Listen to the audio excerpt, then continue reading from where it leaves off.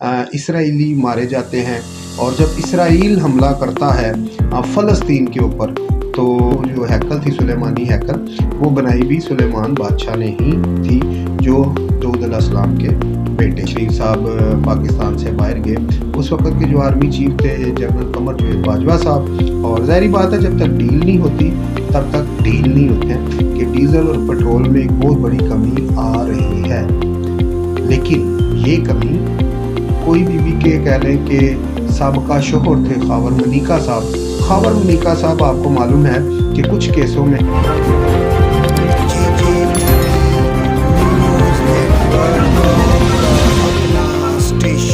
जी। तो अस्सलाम वालेकुम नाज़रीन, केजे टीवी के प्लेटफॉर्म से मैं हूं सुल्तान और आप देख रहे हैं मेरा यूट्यूब चैनल। नाज़रीन, जैसा कि आपको मालूम है कि इस वक्त जो इसराइल और फ़लस्तीन की जो जंग लगी हुई है, ये 7 अक्टूबर को शुरू होने वाली जंग काफ़ी सारी कह लें कि लोगों की जान ले चुकी है। और जैसा ही फ़लस्तीन ने इसराइल पे हमला किया, और उस वक़्त कह लें कि जब फ़लस्तीन ने हमला किया तो 1300 के करीब जो है कि फ़ौजी और सिविल कह लें कि लोग मारे गए। और जो है कि इसराइल के जवाबी हमलों में भी कितनी बड़ी तादाद में लोग मरे, इसका भी हम आपको बताएंगे। और नाज़रीन, जैसा कि आपको मालूम है कि मुल्क पाकिस्तान में जो सियासी कह लें कि दर्जा है वो बढ़ता ही जा रहा है। और जो है कि नवाज शरीफ साहब, जो आपको मालूम है कि 21 अक्टूबर को पाकिस्तान आएंगे, और उसके हवाले से भी अब ये है कि पीपल्स पार्टी और पीटीआई के जो कह लें कि मेन किरदार हैं, मेन करैक्टर हैं, या सीनियर पॉलिटिशियन आप कह लें पीटीआई और पीपल्स पार्टी की, अब वो इसके ऊपर बातें करने शुरू हो चुके हैं कि आया नवाज शरीफ साहब जो है कि किसी डील के ज़रिए वापस आ रहे हैं। और जो पीटीआई का कहना वो ये कह रही है कि ये लंदन प्लान का हिस्सा है, क्योंकि लंदन प्लान में इमरान खान साहब ये भी कहते हैं कि वहाँ लंदन प्लान में ये भी बात हो चुकी है कि इमरान खान साहब को कैसे और किस तरह माइनस करना है। ये होगी सारी बातें। और नाज़रीन, ख़बरों की तरफ जाने से पहले, ब्रेकिंग न्यूज़ की तरफ जाने से पहले हमारी रिक्वेस्ट है कि हमारे चैनल को लाइक करें, शेयर करें, सब्सक्राइब करें और वीडियो को ज़्यादा से ज़्यादा शेयर करें, ताकि ऐसी बेहतर मालूमात हम आपके लिए लेकर आ सकें। बढ़ते हैं नाज़रीन अपनी कह लें कि अपनी ब्रेकिंग न्यूज़ की तरफ, अपनी ख़बरों की तरफ।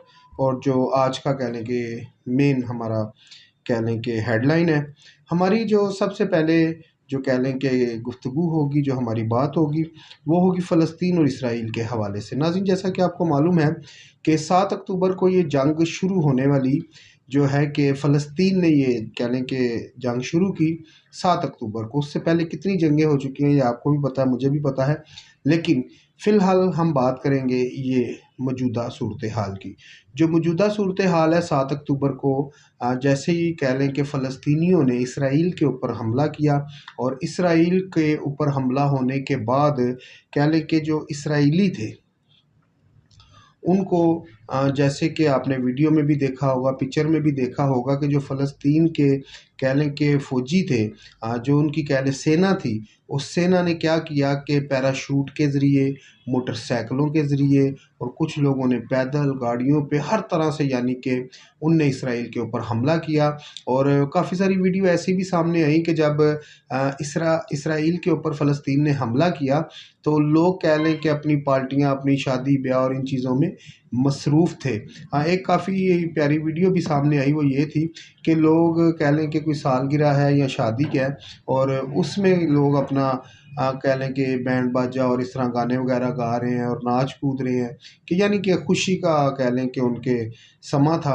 और उन्होंने जब आसमान की तरफ देखा तो पैराशूट उतरते हुए, तो उनको जो कह लें कि इसराइली थे उनने उनको हाथ लाया, बाय बाय करना शुरू कर दिया। लेकिन इसराइल को ये नहीं पता था, इसराइलियों को, कि ये भाई हमारे दुश्मन हैं जो ऊपर से उतर रहे हैं, और उनको भी हेलो हाय कर रहे थे। वो समझे शायद हमारे इसराइल की कोई ऐसी कोई मशक़ें हो रही हैं और जो फ़ौज है वो उतर रही है, तो वो ये समझे कि हमारी फ़ौज है। खैर, जब वो नीचे उतरी फ़लस्तीन की फ़ौज, और उनने जो लोगों को पकड़ सके उनको पकड़ा, जिन लोगों को मार सके उनको मारा, और पकड़ के उनको जी कुछ लोगों को यरगमाल बना लिया, और कुछ लोगों को जो कह लें कि कह लें कि जो पुलिस या आर्मी के जो इसराइल के लोग थे उनको भी काफ़ी सारे लोगों को पकड़ा और यरगमाल बनाकर उनको अपने साथ ले गए। और फिर कह लें कि जो इसराइल के ऊपर 1200 से ज़ायद ऐसे बम मारे गए फ़लस्तीन की जानिब से। और जो है कि इनका जो हैकर सिस्टम था, जो कह लें कि बम को कह लें कि डिफ्यूज़ करता है, और वो भी परेशान हो गया वो सिस्टम, क्योंकि जितने भी इसराइल का कह लें कि बॉर्डर एरिया है, उसके जो बॉर्डर के ऊपर कह लें कि जो कह लें कि सिस्टम लगा हुआ है, बहुत ही हाई सिस्टम है। और आपको मालूम है इसराइल जो है सॉफ्टवेयर बनाने में और सिस्टम बनाने में काफ़ी माहिर है। और सिस्टम जो था कह लें कि इसराइल का, वो कह लें कि वहाँ पर जवाब दे जाता है, और इसराइल का जो सिस्टम है वहाँ पर काम नहीं करता। और यहाँ पर कह लें कि फ़लस्तीनियों को एक बहुत बड़ी कह लें कि कामयाबी मिलती है। और पाकिस्तान में, सऊदीया में, कतर में और इराक़ में, ईरान में, हर जगह पे ना जी बड़ी खुशी का कह लें कि इज़हार किया गया कि जी लो जी के पता नहीं कोई 1917 से लेके अब जाके या 70 सालों में या 100 सालों में कह लें कि फ़लस्तीन को कोई कामयाबी मिली है। और इसराइल के जो कह लें कि सारा सिस्टम था और उसको जो है कि इसने बैठा दिया है। खैर यहाँ पर तो ये सारी कामयाबी मिली फ़लस्तीन को। अब बात करेंगे तो जवाबी जो कह लें कि कार्रवाई की इसराइल ने, और जैसे ही फ़लस्तीनियों ने इसराइल के ऊपर कह लें कि अटैक किया, उसमें 1300 से ज़ायद जो है इसराइली मारे जाते हैं। और जब इसराइल हमला करता है फ़लस्तीन के ऊपर, तो वो तो अब कह लें कि इसराइल तो इस तरह लगा हुआ है कि जिस तरह कह लें कि उसने फ़लस्तीन ख़त्म ही कर देना, फ़लस्तीन को उसने ख़त्म कर देना, सफ़ाई हस्ती से मिटा देना, जो गज़ा की पट्टी है उसको भी मका देना है। और यहाँ पर नाज़रीन कह लें कि हैरत वाली बात ये है कि जो है कि जब इसराइल ने हमला किया फ़लस्तीन के ऊपर, और यहाँ पर मैं आपको बता दूँ 1000 से ज़ायद जो फ़लस्तीनी बच्चे थे, औरतें थी, वो कह लें कि ज़ख्मी भी हुई और कह लें कि शहीद भी हुई। और इसमें कह लें कि 2215 अमवात हुई फ़लस्तीन की, यानी कि इसराइल के हमले में। और 8414 लोग जो हैं कि फ़लस्तीनी ज़ख्मी हुए। तो ये एक बहुत बड़ी तादाद है। अब जो इसराइल का नया बयान सामने आया है, तो इसराइल का ये कहना है कि ये जो है इस चीज़ का जितने भी लोग मरे हैं या ज़ख्मी हुए हैं, इसका सारी ज़िम्मेवारी जाती है फ़लस्तीनियों के ऊपर। फ़लस्तीनी कह लें कि हमला ना करते तो ये सारे मामलात ना होते। मकसद ये है यहाँ पर बात करने का, क्या इसराइल का जो कह लें कि सिस्टम था जिसने बम रोकने थे, जो इसराइल के ऊपर बम डाले गए फ़लस्तीन की जानिब से, तो अगर वो बम जो है इसराइल रोक लेता या इसराइल का सिस्टम रोक लेता, तो क्या इसराइल का जो सिस्टम था, इसराइल पे अगर वो बम ना डाले जाते तो क्या इसराइल हमला ना करता? मैं यहाँ पर जो मेरा कह लें कि तजज़िया है, जो मेरा कह लें कि ओपिनियन है, वो ये है कि इसराइल ने वो बम जानबूझकर नहीं रोके। इसराइल को चाहिए था बहाना फ़लस्तीनियों के ऊपर हमला करने का। उसकी वजह ये है कि जो सिस्टम है वो बहुत हाई है, और पूरी दुनिया में जो इसराइल का सिस्टम है उसको माना जाता है, और वो एक्सेप्ट भी किया जाता है कि जो इसराइल का सिस्टम है वो बहुत हाई है। परेशानी की बात ये है, क्या इसराइल जो है कौन सी ऐसी जगह है जो गज़ा की पट्टी है या मस्जिद अक्सा है या सुलेमानी हैकल है, उसको दोबारा तामीर करना चाहता है, वो जगह वापस लेना चाहता है? मसला मैं आपको बता दूं नाज़रीन यही है, इससे आगे और मसला नहीं है। क्योंकि इसराइल जो है वो बनाना चाहता है वहाँ पर वो वाली मस्जिद सुलेमानी हैकल, जो कह लें कि दाऊद अलैहिस्सलाम के दौरे हुकूमत में दाऊद अलैहिस्सलाम ने ये हैकल के बारे में सोचा था। उस वक़्त के जो पैगंबर थे, जो अल्लाह पाक से पैगाम लेके आते थे, जो दाऊद नबी को आके ये बताते थे कि आपने ये करना है और ये करना है, और वो जो पैगंबर थे, जब उनको हज़रत सुलेमान बादशाह ने कहा, सॉरी दाऊद अलैहिस्सलाम ने ये कहा कि ये मैं एक हैकल बनाने जा रहा हूँ, तो वहाँ पर जो अल्लाह पाक का पैगाम था, अल्लाह ने ये कहा कि आप ये नहीं बना सकते, इसकी जो है जो सुलेमानी जो हैकल होगी, इसकी जो तामीर है, इसको जो कंप्लीट है, वो सुलेमान यानी कि आपके बेटे करेंगे। खैर, ये तो सारी होगी बात। और वो जो हैकल थी, सुलेमानी हैकल, वो बनाई भी सुलेमान बादशाह ने ही थी, जो दाऊद अलैहिस्सलाम के बेटे थे। खैर, यहाँ से अच्छा, यहाँ पर मैं आपको बता दूं, सुलेमानी हैकल जो है, जो कह लें कि इसराइल इज़राइल जिसको हम कहते हैं, उसका जो इलाका है, जो इसकी सरज़मीन है, अगर आप देखें कि हज़ारों साल, 2, 3, 4 हज़ार साल पहले भी इसी ज़मीन के ऊपर, इसी सरज़मीन के ऊपर, इसी के इर्द-गिर्द इतनी कह लें कि हलाकतें हुई हैं कि आपकी सोच भी नहीं हो सकती। पूरी दुनिया अगर आप उठाकर देख लें, पूरी दुनिया की अगर तारीख़ उठाकर आप देख लें, तो पूरी दुनिया की तारीख़ में सबसे ज़्यादा जो हलाकतें हैं, जो अमवात हैं, वो इसी सरज़मीन पर हुई हैं। और सबसे ज़्यादा खून जो है, वो इसराइल की सरज़मीन पर बहाया गया है। और ये वो कौम थी जो कह लें कि अल्लाह पाक के सबसे ज़्यादा करीब और सबसे कह लें कि लाडली कौम थी। और उसके बावजूद इसके ऊपर मुश्किलातें आती रहीं, और ये मुश्किलातें झेलते भी रहे। और नाज़रीन, आपको बता दें कि जो फ़लस्तीनियों ने जब इसराइल के ऊपर अटैक किया, तो जिन लोगों को उनने यरगमाल बनाया, फ़ौजियों को यरगमाल बनाया। ये इससे पहले भी जो है कि इसराइल के जो लोग हैं, वो फ़लस्तीन यरगमाल बनाता रहा है। और यरगमाल बनाने के बाद वो फिर कह लें कि उसके साथ डील भी करता रहा है कि आप ये हमारे बंदे दें, हम आपके बंदे दे देंगे। ऐसे ही फ़लस्तीन करता रहा है। यहाँ पर जो कह लें कि हैरानगी की बात ये है कि जिस तरह मैंने आपको पहले एक व्लॉग में बताया था कि यहाँ पर जो है कि जो इसराइल के साथ जिसने खड़ा होना था, वो था अमेरिका। अमेरिका ने कहा जी कि मैं इसराइल के साथ खड़ा हूँ। और इसराइल ने अपना कह लें कि जंगी बेड़ा और ये वो सारा जो बारूद से भरे कह लें कि जो कह लें कि हवाई और समुद्री रास्ते से जाने वाले जितने भी बहरी जहाज़, बहरी बेड़े थे, वो भी पहुंचा दिए अमेरिका ने। लेकिन अभी तक कह लें कि फ़लस्तीन के साथ सऊदीया या पाकिस्तान या इस तरह की कोई इमदाद किसी भी मुल्क, इस्लामी मुल्क की जानिब से नहीं पहुंचाई गई। लिहाजा इस वक्त अगर देखा जाए तो जो फ़लस्तीन है, वो फ़िलहाल अकेला खड़ा है, और कह लें कि इसराइल के साथ अमेरिका खड़ा है। और दीगर नाज़रीन, जैसे इसके बारे में रिपोर्ट आएगी, हम अपने नाज़रीन से आपको आगाह करते रहेंगे मज़ीद रिपोर्ट से। और आगे बढ़ेंगे नाज़रीन, थोड़ी सी सियासी बात करेंगे। और सियासी बात यह है कि जिस तरह कि आपको मालूम है, 21 अक्टूबर को जनाब नवाज शरीफ साहब पाकिस्तान आ रहे हैं। और कहा यह जा रहा है कि जो नवाज शरीफ साहब जिस मुकदमे में यहाँ पर नवाज शरीफ साहब के ऊपर केस बना, सज़ा हुई, उसी कह लें कि सज़ा के दौरान नवाज शरीफ साहब बाहर कर गए। और उसी कह लें कि उस वक़्त इमरान खान साहब की हुकूमत से कह लें कि एक डील हुई, एक बात हुई और सारे मामला तय हुए। तो फिर ही ज़ाहिर बात है नवाज शरीफ साहब पाकिस्तान से बाहर गए। उस वक़्त के जो आर्मी चीफ थे जनरल कमर जवेद बाजवा साहब। और ज़ाहिर बात है, जब तक डील नहीं होती तब तक डील नहीं होती, तब तक आज़ादी नहीं मिल सकती जब तक डील नहीं होती। डील हुई तो नवाज शरीफ साहब को आज़ादी मिली। अब ये कहा जा रहा है पीपल्स पार्टी की जानिब से और पीटीआई की जानिब से, अगर देखा जाए तो इस टाइम अगर कोई सबसे बड़ी जमात थी या है, वो इस टाइम पीटीआई है।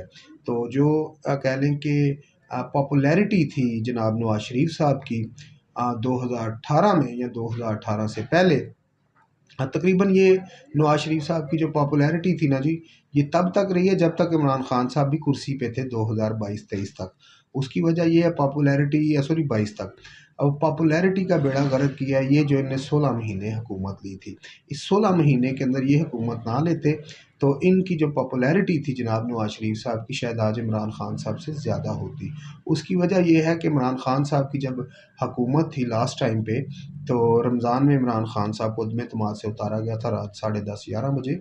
और मैं आपको बता दूं कि जो उस वक़्त तक कह लें कि नून लीग की पॉपुलैरिटी थी, और ये अगर शहबाज शरीफ साहब वज़ीर आज़म ना बनते तो इसकी जो कह लें कि जनाब नवाज शरीफ साहब की पॉपुलैरिटी आज ज़्यादा होती।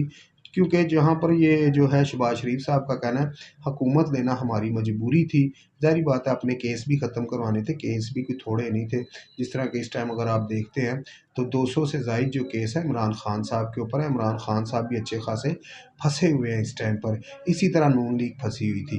खैर मुख्तसर बात यह है कि जिस तरह किसी दौर में इमरान खान सॉरी बेनज़ीर साहबा थी, पीपल्स पार्टी थी और जनाब नवाज शरीफ साहब थे, इसी तरह हुकूमतों में आपस में डील होती रही और डील होने के बाद एक बाहर चला जाता था, दूसरा हुकूमत में आ जाता था। मुख्तसर यही बात है।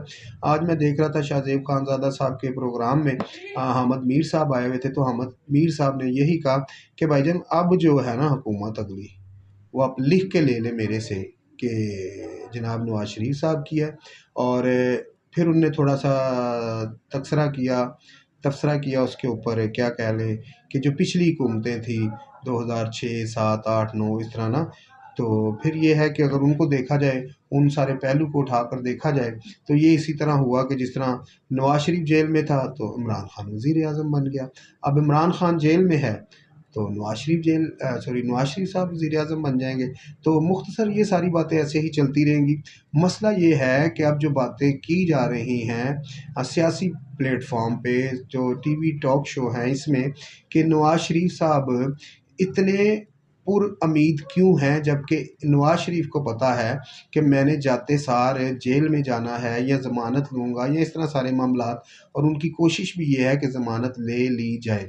अब ज़मानत मिलती है नहीं मिलती ये तो आने वाला वक्त बताएगा, क्योंकि 19 तारीख तक इन लोगों की कोशिश है कि हम जो है कि जी ये ज़मानत ले लें, क्योंकि ज़ाहिर बात है 19 को ये ज़मानत लेंगे, 20, 21 तारीख को जनाब नवाज शरीफ साहब ने यहाँ पर पहुँचना है इस्लामाबाद में ये कहा जा रहा है कि थोड़ी देर के लिए उनका जो प्लेन है वो रुकेगा और कुछ यहाँ पर कोई कह लें कोई मीटिंग है या कोई इस तरह की कोई बातें की जा रही हैं इसके हवाले से। क्योंकि जब नवाज शरीफ साहब ने उतरना ही लामा इकबाल लाहौर एयरपोर्ट पे है तो समझ नहीं आती कि इस्लामाबाद उनका जो जहाज़ है वो क्यों क्यों रुकेगा। लगता है कि शायद ज़मानत के लिए या हाई कोर्ट सुप्रीम कोर्ट में अपील करनी होगी, तो अपील के दौरान होता है कि थोड़ी पेशी या पेश होना पड़ता है, तो शायद इस वजह से। खैर मुख्तसर ये तो आने वाला वक्त बताएगा। लेकिन अब जो नया पंडोरा बॉक्स खुला हुआ है वो ये है कि सियासी बोने जो हैं वो ये कह रहे हैं कि नवाज शरीफ साहब गिरफ्तार हो जाएंगे। उसकी वजह ये है कि जो कह लें कि काजी फ़ाइज़ ईसा साहब ने फ़ैसला दिया है, जो इन लोगों ने कह लें कि तरमीम की थी कानून में, वो तरमीम वापस हो चुकी है। क्योंकि जो पुराने केस हैं उसमें कह लें कि जो काजी फ़ाइज़ ईसा ने फ़ैसला दिया है उसमें रिलीफ नहीं मिलेगा, फ़ैसले उसमें ज़मानत नहीं मिलेगी। जिस तरह अब नवाज शरीफ साहब का पुराना केस है और उसमें कह लें कि ज़मानत नहीं मिलेगी, तो अगर ज़मानत नहीं मिलती तो फिर जनाब नवाज शरीफ साहब को जेल जाना होगा। सोचने वाली बात यह है अगर नवाज शरीफ साहब भी जेल में जाते हैं तो क्या शहबाज शरीफ साहब दोबारा इलेक्शन लड़ेंगे, शहबाज शरीफ साहब भी वज़ीर आज़म बनेंगे? अगर ऐसा होता है तो फिर मुझे नहीं लगता कि मुल्क में कोई बेहतरी आएगी, क्योंकि अगर मुल्क में कोई बेहतरी ला सकता है तो वो बड़ा लीडर ही ला सकता है। उसकी वजह ये है कि जनाब पीडीएम के पास भी तकरीबन कह लें कि 16 महीने थे, 16 महीने में कोई मुल्क को वो रिलीफ नहीं दे सके। बाकी ये है अवाम को रिलीफ नहीं दे सके, मुल्क को उन्हें बहुत रिलीफ दिया। वो कहते जी हमने ये कर दिया वो कर दिया, और कह लें कि जो गर्दिशी कर्जे थे, जो कह लें कि जो कर्ज़ों की कह लें कि पैसा बढ़ा है हमारे ऊपर, जो कर्जा जो बढ़ गया है वो बढ़ा है, कम नहीं हुआ शहबाज शरीफ साहब के दौर में भी। तो ये एक बड़ी संगीन और बड़ी सोचने वाली बात है कि जब नवाज शरीफ साहब लैंड करेंगे ये वो सारे मामलात, तो वो सारे ऐसे होंगे। अभी कुछ कह लें कि ज़राए से ख़बरें ये भी मिल रही हैं कि डीज़ल और पेट्रोल में एक बहुत बड़ी कमी आ रही है। लेकिन ये कमी कोई भी कह लें कि पीटीआई, पीपल्स पार्टी या नून लीग नहीं ला रही। ये जो है कि निगरान हुकूमत के दौर में आ रही है, और निगरान हुकूमत के दौर में कह लें कि डॉलर भी नीचे गया, सोना भी नीचे गया। अभी मेरी आज एक ज्वेलर से बात हो रही थी रावलपिंडी मरी रोड पे, तो उन्होंने कहा जी जो सोने का रेट है वो 8 से 10,000 रुपया रोज़ाना की बुनियाद पे कभी ऊपर होता है, कभी नीचे होता है, कभी 10,000 ऊपर चला जाता है गोल्ड, कभी नीचे चला जाता है। तो ये मेरी बात हो रही थी रावलपिंडी मरी रोड सुहेल खुर्शीद ज्वेलर है एक तैयब साहब से। तो तैयब साहब ने कहा जी कि ये जो है ज्वेलरी का रेट ऊपर नीचे आ जा रहा है। तो मकसद ये है बात करने का कि डॉलर जैसे ही नीचे आ रहा है, सोना भी नीचे आ रहा है, तो मुझे एक मन तक समझ नहीं आ रही अब निगरान हुकूमत की कि अब तक जो है कि पेट्रोल हद से ज़्यादा नीचे आ जाना चाहिए था। उसकी वजह ये है कि जो पेट्रोल का बैरल आप ख़रीदते हैं जनाब, तो जो पेट्रोल का बैरल है वो जब आप ख़रीदते हैं तो वो कितने में आप ख़रीदते हैं? डॉलरों में ख़रीदते हैं या पैसों में ख़रीदते हैं? जब डॉलर नीचे आ गया तो आप डॉलर ही दे रहे हैं, तो पेट्रोल क्यों नहीं आपसे नीचे आ रहा? तो अगर हम डॉलर की बात करते हैं तो शुरू-शुरू में कह लें कि काफ़ी हंगामी सूरत हाल बनाई गई मुल्क में। जो डॉलर माफिया था, जो डॉलर बाहर जा रहा था, फिर अगवानियों को कह लें कि उनके मुल्क में भेजा गया, भेजने की तैयारी कर दी गई क्योंकि जी वो यहाँ से डॉलर स्मगलिंग कर रहे थे। और काफ़ी सारी ऐसे बातें थी, जो ईरानी पेट्रोल बिक रहा था। ईरानी पेट्रोल के बारे में ये कहा गया कि इसमें जी काफ़ी सारे सियासी बोने शामिल हैं, सियासी बड़े-बड़े नाम इसमें शामिल हैं जो ईरानी पेट्रोल स्मगलिंग करके वो पाकिस्तान को बेचते हैं, और उसमें भी काफ़ी सारा कह लें कि पाकिस्तान को नुकसान होता है। खैर मुख्तसर बात ये है कि आगे बढ़ेंगे तो ये जो है इस वक्त है कि मुझे ये नहीं समझ आती कि जो हमने रूस से पेट्रोल लिया, सस्ता पेट्रोल लिया, तब भी हमें पेट्रोल सस्ता नहीं मिल रहा। अगर रूस हमें पेट्रोल ना देता तो फिर हमारी गवर्नमेंट हमें 500 रुपये लीटर पेट्रोल देती या 1000 रुपये लीटर देती। मकसद ये है यहाँ पर बात करने का, जब डॉलर नीचे गया तो पेट्रोल नीचे जाना चाहिए, और अब ये कहा जा रहा है कि पेट्रोल नीचे जाएगा। अगर पेट्रोल नीचे जाता है तो फिर महंगाई में जो है कि काफ़ी कमी आएगी। तो अगर महंगाई में कमी आती है तो ये बहुत खुशाइन बात है। मकसद ये यहाँ पर बात करने का, जो सैयद असम मुनीर साहब आर्मी चीफ साहब ने जो कदम उठाया हुआ, मैं उनके साथ खड़ा हूँ कम से कम, और मेरे अलावा काफ़ी सारी कौम उनके साथ खड़ी है। उसकी वजह यह है, देखो जी, कुछ लोग हैं जो पीटीआई को सपोर्ट करती हैं, कुछ लोग हैं जो नून लीग को सपोर्ट करते हैं, कुछ लोग हैं जो पीपल्स पार्टी को सपोर्ट करते हैं। उससे ज़्यादातर जो ज़्यादा तादाद जो है ना, वो फ़ौज के साथ खड़ी है। जो ज़्यादा कौम है पाकिस्तान की वो फ़ौज के साथ खड़ी है। उसकी वजह ये है कि फ़ौज एक ऐसा अदारा है कि जो मौजूदा आर्मी चीफ होता है, रिटायर होने के बाद तो खैर सारे ही चले जाते हैं। फ़ौज एक ऐसा अदारा है जो हर लम्हा हर पल आपके बॉर्डरों पे और आपकी हिफाजत के लिए खड़ा है, और वो खड़ा ही रहता है। फ़ौज ही ऐसा अदारा है जो 24 घंटे आपके सरों पे बैठा हुआ है। बाकी सियासी लीडर हैं, जब वो कुर्सी पे नहीं होते तो वो बाहर होते हैं, जब कुर्सी पे होते हैं तो फिर वो पाकिस्तान में होते हैं। यहाँ पर हम एक बात करना चाहेंगे बुशरा बीबी के हवाले से। जो बुशरा बीबी के कह लें कि साबका शोहर थे ख़ावर मनीका साहब। ख़ावर मनीका साहब आपको मालूम है कि कुछ केसों में कह लें कि पुलिस की तहवील में है, और अब जो ज़राए से ख़बरें आ रही हैं कि वो भी एक वादा माफ़ गवाह बनने जा रहे हैं।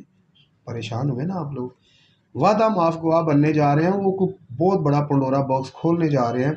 और ये कहा जा रहा है कि जैसे प्रेस कॉन्फ्रेंस आती थी, फिर अब इंटरव्यू आने शुरू हो गए, और अब जो ख़ावर मनीका साहब का कहने के सुनने में आ रहा है कि बहुत जल्द एक इंटरव्यू आ रहा है, उसमें वो बहुत बड़ा पंडोरा बॉक्स खोलने जा रहे हैं। और मुझे आज उसकी याद आ गई, वो भाई हमारे जो लंदन से बैठ के प्रोग्राम करते हैं सियासी डेरा, उनने कहा जी लो जी, बुशरा बीबी ने तो कह लें कि इमरान खान साहब को कह दिया जी मैं आपके साथ नहीं हूँ, आप जेलों में जाएं तो मैं क्यों जेलों में जाऊँ, ये वो सारे मामलात। और जो सियासी मैं नहीं भाई, सियासी डेरा वाला कह रहा है। तो उसने कहा जी कि जो बुशरा बीबी है, उसने तो जो कह लें कि इमरान खान साहब का घर है लाहौर वाला, कनाल पार्क वाला, वो तो अपने नाम लिखवाया हुआ है। वो तो कहती है जी कि ये मेरा घर है, इमरान खान साहब आप जाएं बन्नी गाला। और जो है कि वो भाई सियासी डेरा कहता है कि ये जो बुशरा बीबी है, ये भी कह लें कि थोड़े दिन तक ये वादा माफ़ गवाह बन जाएगी, इमरान खान के ख़िलाफ़ गवाही देगी। लेकिन मुझे ऐसा नाज़रीन बिल्कुल नहीं लगता कि बुशरा बीबी कह लें कि कोई ऐसी गवाही देगी, क्योंकि उसकी वजह ये है, बुशरा बीबी काफ़ी अरसे से तकलीफ़ काट रही है और इमरान खान साहब के साथ खड़ी है। मुझे नहीं लगता कि वो इमरान खान साहब के साथ बेवफ़ाई या गद्दारी करेगी। तो मकसद ये है बात करने का कि इस वक्त पूरे मुल्क पाकिस्तान में बहुत बड़ी तैयारी चल रही है नवाज शरीफ साहब के इस्तकबाल के लिए। तो जितने भी MP MNA कौंसलर हजरात हैं, उन लोगों ने इतना पैसा मुल्क पाकिस्तान में लगा दिया, लोगों के खाने पीने पे, लोगों के किराए के लिए, लाहौर जाना ले जाना और लाना, बहुत बड़ी एक तादाद में पैसा लग चुका है। इसी तरह जब इमरान खान साहब की बारी आती है तो इमरान खान साहब के ऊपर भी MP MNA बड़ा पैसा लगा देते हैं, पीपल्स पार्टी वाले लगा देते हैं। काश ये सारा पैसा आप उन लोगों के ऊपर लगाते जो पाकिस्तान में बहुत गरीब हैं, गरीबों के ऊपर लगाते तो शायद आपकी कह लें कि जो आखिरी सफ़र है वो अच्छा हो जाता सियासतदानों का। तो मैंने ये देखा है कि बहुत बड़ी तादाद में एक बहुत बड़ी अमाउंट जो है इस वक्त नवाज शरीफ के इस्तकबालिया के ऊपर लगा दी गई है और लग भी रही है और मज़ीद लगेगी भी। उसकी वजह ये है कि मुस्लिम लीग नून के कायद आ रहे हैं मियाँ मोहम्मद नवाज शरीफ साहब। तो खुशाइन बात है कोई ऐसा लीडर आए जो मुल्क को संभाले और मुल्क को बेहतरी की तरफ लेके जाए। आपने भाई सुल्तान को इजाज़त दीजिए, मिलते हैं अगली वीडियो में। खबरों पे नज़र रखें, बाखबर रहें और इस चैनल को लाइक शेयर और सब्सक्राइब लाजमी किया करें। शुक्रिया, अल्लाह हाफ़िज़।